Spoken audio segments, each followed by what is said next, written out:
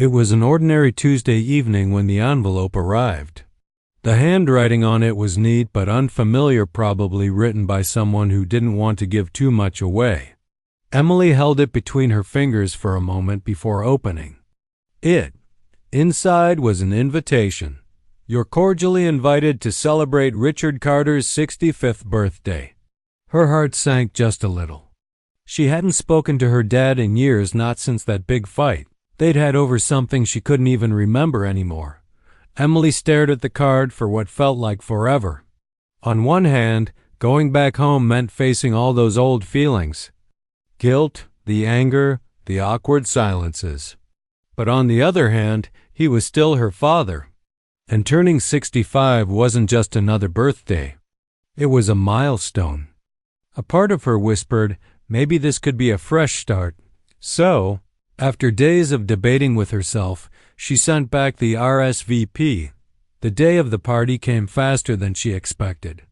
As Emily drove toward the venue, a fancy banquet hall about 20 minutes from her childhood home, she felt knots forming in her stomach. What would everyone say? Would they even recognize her? She hadn't been around much since moving abroad to chase her dreams. In fact, most of the people attending were probably strangers now. Still, she told herself to keep calm and push through. She walked into the hall. The first thing she noticed was how warm and inviting everything looked. Twinkling fairy lights hung from the ceiling, soft music played in the background, and tables were decorated with elegant floral centerpieces. It seemed like no expense had been spared. But as soon as she stepped inside, the warmth disappeared. People stopped talking mid-sentence and turned to look at her. Their eyes weren't friendly. They were curious, judgmental, almost hostile. Her stepmom Patricia greeted her stiffly. "Oh, you're here," she said, barely masking her disapproval. Without waiting for a reply, Patricia handed Emily a piece of paper. It was the seating chart. Emily scanned it quickly, searching for her name. When she found it, her heart sank again. She wasn't seated anywhere near the family table. Instead, her spot was right at the edge of the room, next to a group of elderly relatives she barely knew. Clearly, this wasn't an accident. Emily plastered on a smile and headed to her assigned seat. Along the way, she caught snippets of conversations. Someone muttered, "Is that really her?" Another person whispered, "I heard she never calls or visits." Every word stung, but she forced herself to stay composed. After all, this was supposed to be her dad's special day, not hers. She sat down quietly, trying to blend into the background while the rest of the guests mingled freely. Dinner started shortly afterward, but Emily barely touched her food. The atmosphere around her was tense.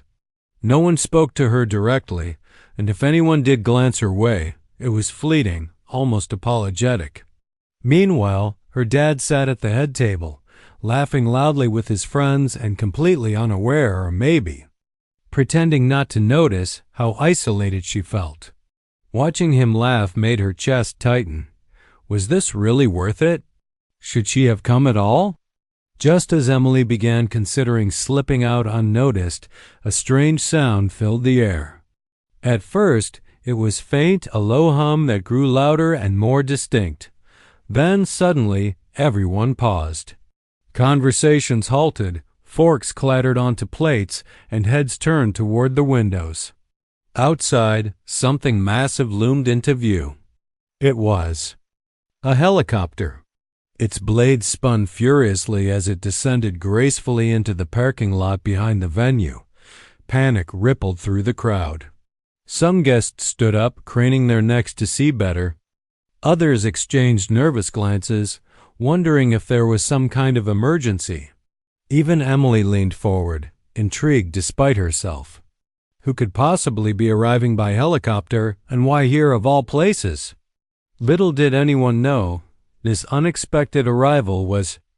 The hum of the helicopter grew louder as it hovered over the parking lot, casting shadows across the banquet hall through the large glass windows. People began pointing and whispering, their earlier conversations completely forgotten.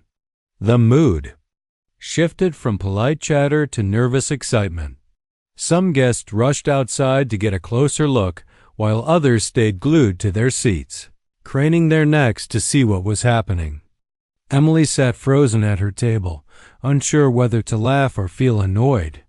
She had no idea why a helicopter would suddenly show up during her dad's birthday celebration. "Do you think it's an emergency?" one woman asked loudly, clutching her napkin like it might somehow protect her from whatever chaos was about to unfold. "No," another guest replied confidently. "It's probably someone famous. You know how these rich people love making grand entrances." Emily rolled her eyes slightly at that comment. Rich people? Sure, her family wasn't struggling financially. Her stepmom loved throwing extravagant parties, but this level of drama seemed excessive even for them. Still, she couldn't help feeling curious. Who could possibly be arriving by helicopter? And more importantly, why here? As the aircraft landed smoothly on the grassy patch behind the venue, a hush fell over the crowd. The rotor blades slowed down, and the noise faded into a soft whirring sound. Then came the moment everyone had been waiting for. The door opened, and out stepped a figure dressed in a sharp black suit, sunglasses perched on their face despite the fading evening light. They moved with purpose, radiating confidence and authority. An assistant followed closely behind, carrying a stack of papers and talking urgently into a phone. Emily squinted, trying to make sense of the scene. Something about the person looked familiar, the way they carried themselves, the commanding presence, but she couldn't quite place it. Around her, whispers erupted again. Is that her?" Someone gasped, pointing directly at Emily. "What do you mean, her?" Another voice asked. "That's the CEO of that big energy company. I saw her on TV last year." Emily blinked, confused. Wait, what were they saying? Before she could process anything further, the suited figure removed their sunglasses, revealing none other than herself, or rather, her professional persona. It hit her like a ton of bricks. This wasn't just some random celebrity showing up uninvited. This was her. Her work self had arrived. Her assistant approached the entrance of the banquet hall, scanning the room until he spotted Emily sitting quietly at her corner table. He strode over, holding out his phone.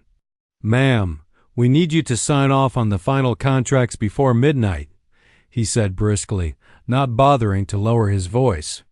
Everyone within earshot turned to stare. For a split second, Emily considered, pretending none of this was happening. Maybe if she ignored it long enough, the awkwardness would disappear. But then reality kicked in. She had scheduled this meeting weeks ago, a critical negotiation involving renewable energy projects in 3 different countries. She'd planned to pop in briefly after the party, handle the paperwork, and leave without causing a scene. Clearly, fate had other plans. As the realization dawned on the guests that Emily wasn't just some estranged daughter hiding in the shadows, but a Howard executive who commanded helicopters and assistants, the whispers grew louder. Some sounded impressed, others skeptical. One older man muttered, "I always knew she was trouble," while a younger woman leaned over to her friend and whispered, "Wow, she's actually kind of amazing." Meanwhile, Emily struggled to keep her composure. Part of her wanted to laugh at the absurdity of the situation. Here she was, unwanted at her own father's birthday party, only to have her entire life crash land literally right in front of everyone. The irony wasn't lost on her. But there was also a flicker of pride, a reminder that she'd worked hard to build something meaningful, even if it meant sacrificing relationships along the way. Her half-brother, seated at the main table with the rest of the family, finally broke his silence. "Wait," he said, looking between Emily and the suited version of her standing near the entrance. "That's you? Seriously?" His voice wavered between disbelief and awe. Emily nodded slowly, still processing everything herself. "Yeah," she said softly. "That's me." The room fell silent once more, the weight of the moment settling over everyone. For years, they'd judged her based on rumors and half-truths. Now, confronted with undeniable evidence of her success, they didn't know what to say. Even Patricia, who had gone out of her way to seat Emily far from the family, looked momentarily stunned. But Emily wasn't done yet. As the initial shock wore off, she realized this unexpected twist might actually work in her favor. If nothing else, it gave her a chance to set the record straight, to show them who she really was beyond the gossip and assumptions. With a deep breath, she stood up from her chair, squared her shoulders, and prepared to take control of the narrative. The room was still buzzing with confusion when Emily took a step forward.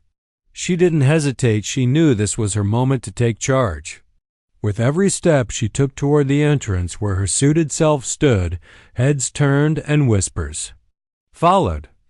People parted instinctively, creating a path for her as if they weren't quite sure what else to do.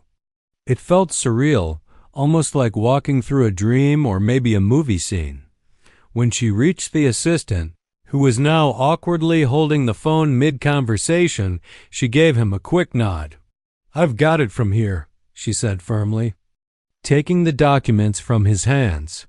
He looked relieved, muttered something about waiting outside, and quickly retreated toward the helicopter. Emily glanced down at the papers briefly, then straightened up, turning to face the crowd. For a moment, no one spoke. All eyes were on her, the same eyes that had judged her earlier, whispered behind her back, and treated her like an outsider.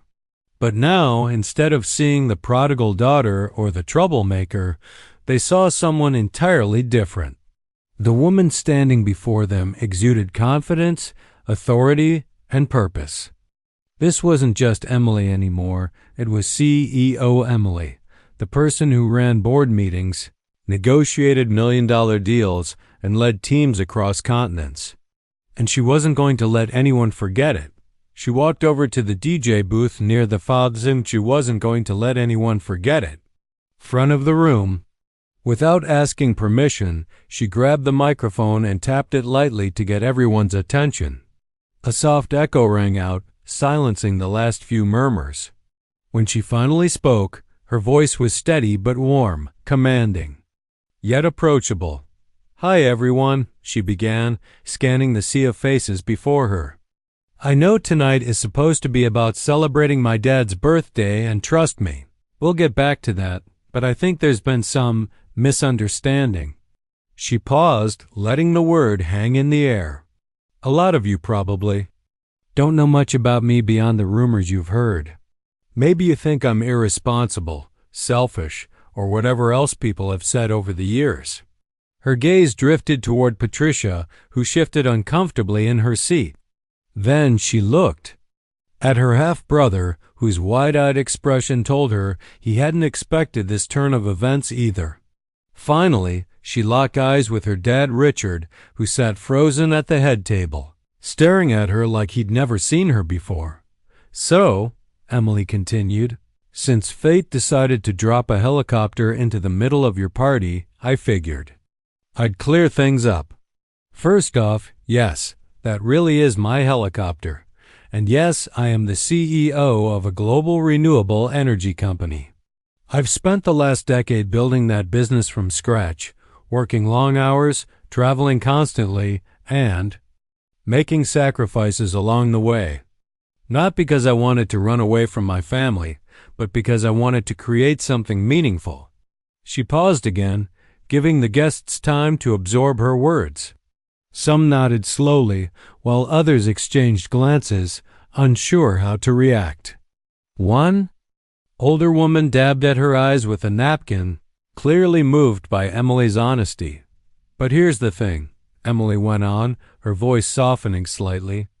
"While I was chasing my dreams, I also made mistakes. I pushed people away, including my dad. We had our differences, and neither of us handled them well. I stayed away too long, and for that, I'm sorry. Coming here tonight wasn't easy for me, but I came anyway because I care about my family, even if it doesn't always seem like it." By now, the tension in the room had transformed into something else entirely.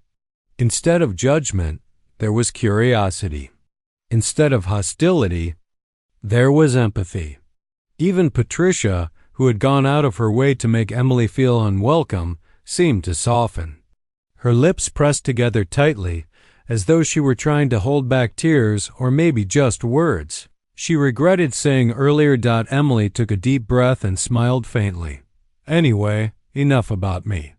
Like I said, tonight is about my dad. So let's raise a glass to him for 65 amazing years, for being the man who taught me resilience even when I didn't appreciate it, and for putting up with all of us." She raised her own glass high, and after a beat, the rest of the room followed suit. Cheers erupted, breaking the spell that had held everyone captive for the past few minutes. As Emily stepped down from the makeshift stage, the atmosphere changed completely. People started approaching her not with questions or accusations, but with genuine interest. An elderly uncle she barely remembered introduced himself and congratulated her on her success. A distant cousin asked about her work, clearly fascinated by the idea of running a company. Even her half-brother pulled her aside later, apologizing for believing the gossip and admitting he was proud of her. For the first time that evening, Emily felt like she belonged. She wasn't just the estranged daughter anymore. She was part of the family again, or at least, she was starting to be. As the night wore on, she found herself laughing, sharing stories, and reconnecting with people she hadn't seen in years.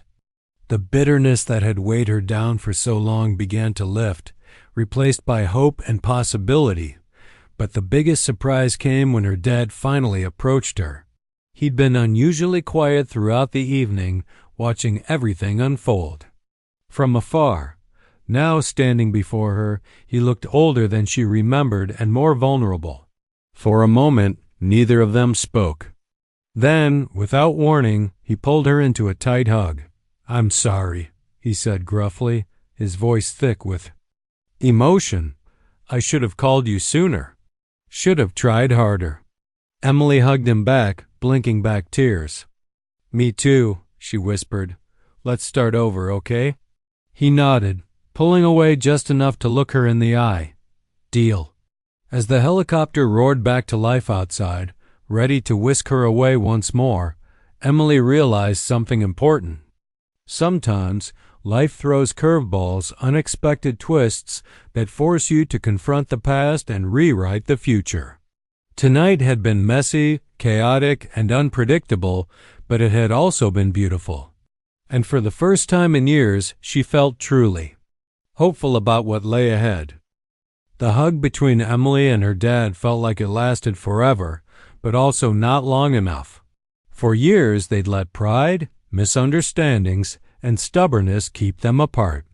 Now standing there in the middle of the banquet hall, surrounded by family and friends who were watching silently, they finally broke down those walls. Richard pulled away first, his eyes glistening but his smile wide. "You've grown up so much," he said, his voice cracking slightly. "I'm proud of you, kiddo." Emily blinked back tears, feeling a lump rise in her throat. She hadn't expected this moment, not tonight, not after everything that had happened earlier. But here it was, raw and real, and she wasn't about to waste it. "Thanks, Dad," she replied softly. "That means more than you know."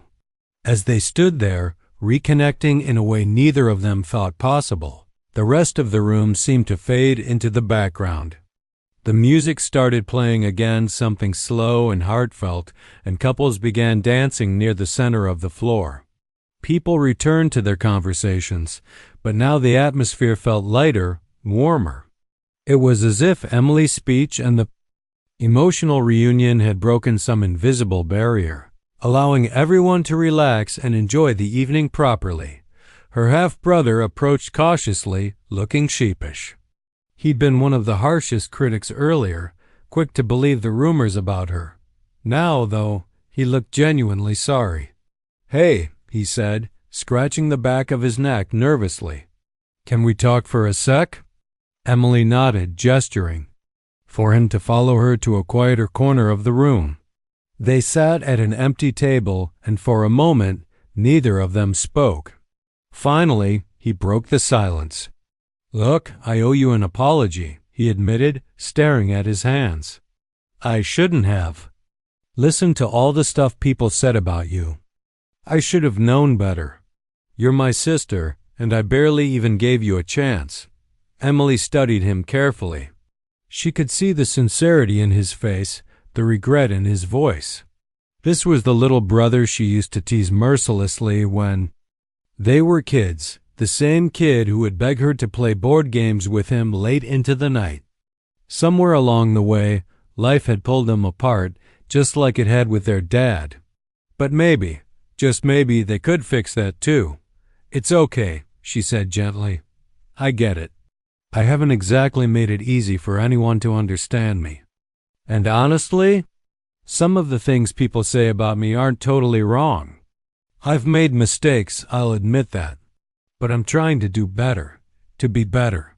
Her half-brother smiled faintly, nodding. "Well, I think you're doing pretty great already. That whole helicopter thing, super cool." His attempt at humor made her laugh, and for the first time in years, it felt like they were kids again, just two siblings sharing a joke. As the night went on, Emily found herself moving from one conversation to another, reconnecting with relatives she hadn't seen since childhood. There was her great aunt, who insisted on telling embarrassing stories about how clumsy Emily had been as a toddler. You fell into the koi pond at least 3 times. Then there was her cousin, who asked endless questions about her job and travel experiences, clearly fascinated by her globe-trotting lifestyle. Even Patricia, who had gone out of her way to seat Emily far from the family earlier, softened considerably. She didn't apologize outright, but she did offer Emily a slice of cake personally, saying, "You must be hungry after all this." Each interaction chipped away at the layers of resentment and distance that had built up over the years. By the end of the evening, Emily realized something surprising. These people weren't strangers anymore. They were her family, flawed, complicated, and sometimes infuriating, but still hers.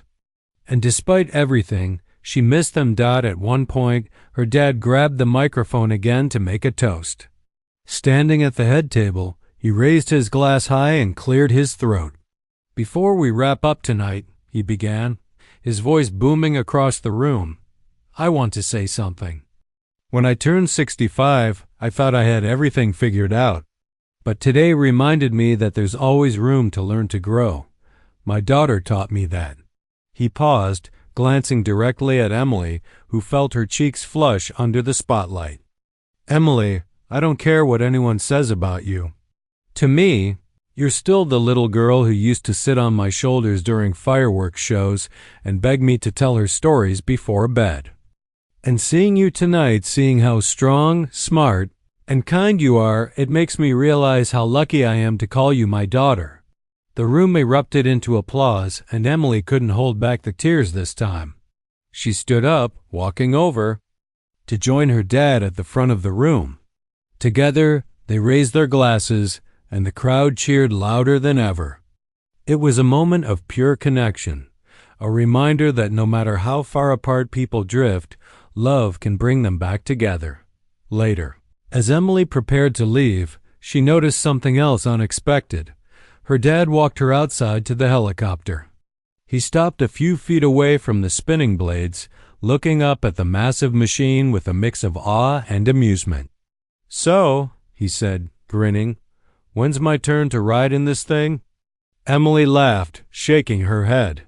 "Whenever you're ready, Dad. Just promise me you won't chicken out halfway through." "I'll try," he joked, pulling her into another tight hug. "Be safe out there, okay? And don't stay away so long next time." "I won't," she promised, meaning every word. As the helicopter lifted off into the night sky, Emily leaned back in her seat, letting the cool breeze wash over her. Below, the lights of the banquet hall twinkled like stars, and she felt a sense of peace she hadn't experienced in years. Tonight hadn't gone according to plan, not even close, but it had turned out better than she could have imagined. For the first time in a long time, Emily felt truly hopeful.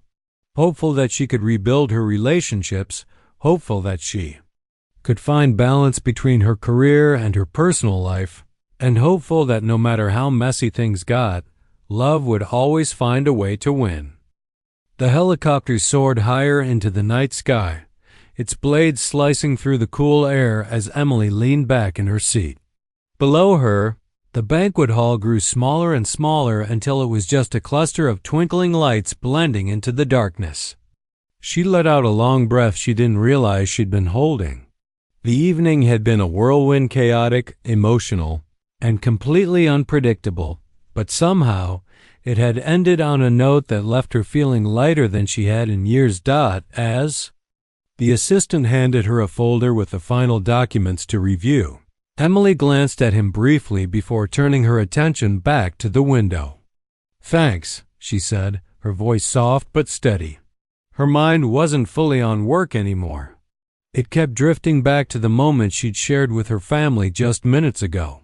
Her dad's hug, her half-brother's apology, even Patricia's awkward attempt at kindness. It all replayed in her head like a movie she couldn't pause. For so long, she'd convinced herself that her family didn't care about her, that they were better off without her. But tonight proved otherwise. They weren't perfect, and neither was she, but maybe perfection wasn't the point. Maybe the point was simply showing up, even when it was hard, and letting love do the rest. Her phone buzzed in her pocket, pulling her out of her thoughts. She pulled it out and saw a text message from her dad. Asterisk. Safe travels, kiddo.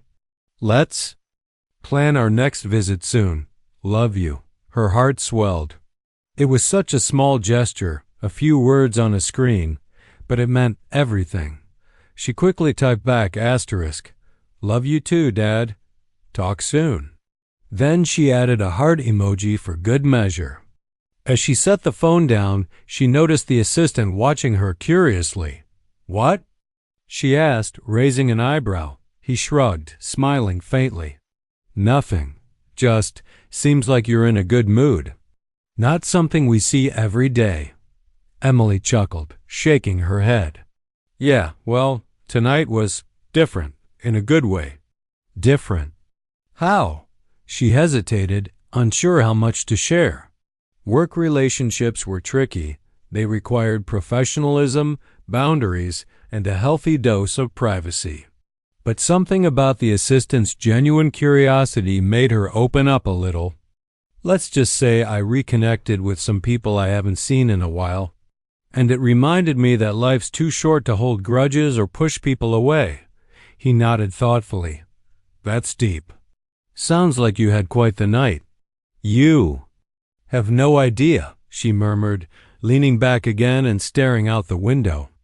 The city skyline came into view now, its towering buildings glowing under the moonlight. It felt like a metaphor for where she was in her life right now, caught between two worlds. On one side, there was her career, her ambition, and the relentless drive that had brought her this far. On the other, there was her family, her roots, and the connection she'd neglected for so long. For years, she'd told herself she had to choose one or the other, that success meant sacrifice. But maybe she'd been wrong. Maybe it was possible to have both. By the time the helicopter touched down on the rooftop helipad near her office building, Emily felt energized in a way she hadn't in months. The weight that had been pressing down on her shoulders, the guilt, the loneliness, the fear of rejection had lifted. She stepped out onto the platform, thanked the pilot and the assistant, and headed inside to finish signing off on the contracts. Normally, late-night meetings annoyed her, but tonight she welcomed the distraction. Work was familiar, predictable, and comforting in its own way. Plus, It gave her time to process everything that had happened. As she sat at her desk, pen in hand, she realized something important. Tonight wasn't just about repairing old relationships. It was also about rediscovering who she was. Over the years, she'd buried parts of herself beneath layers of ambition and responsibility. She'd become CEO Emily, the confident, unstoppable force everyone admired, but somewhere along the way, she'd lost touch with just Emily, the daughter, sister, and friend who craved connection and belonging. Tonight reminded her that those two versions of herself didn't have to exist separately.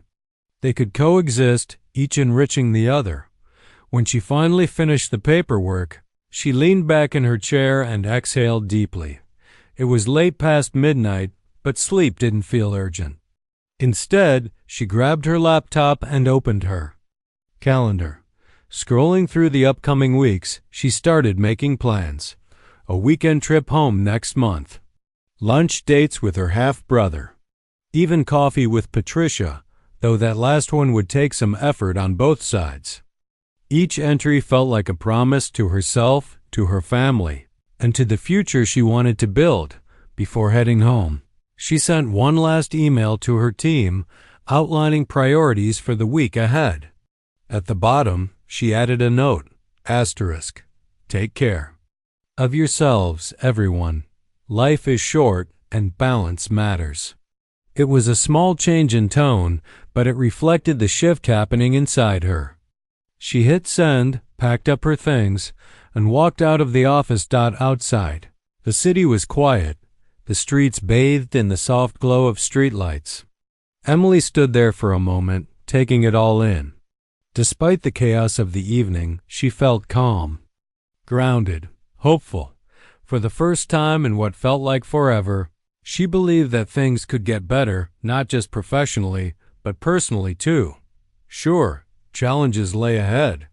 Rebuilding trust took time, and old habits died hard. But she was ready to face them head-on, armed with newfound clarity and determination. As she climbed into her car and drove home, she rolled down the window, letting the cool night air rush over her face. The radio played softly in the background, and she found herself humming along to a song she hadn't heard in years. It felt like another reminder that life was full of second chances, if only you were brave enough to take them.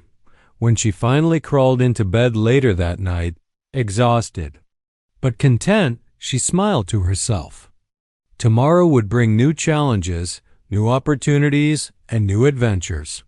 But for now, she allowed herself to rest, knowing that she'd taken the first step toward healing, not just for her family, but for herself. And as she drifted off to sleep, one thought lingered in her mind. Sometimes life surprises you in the best possible ways. All you have to do is show up.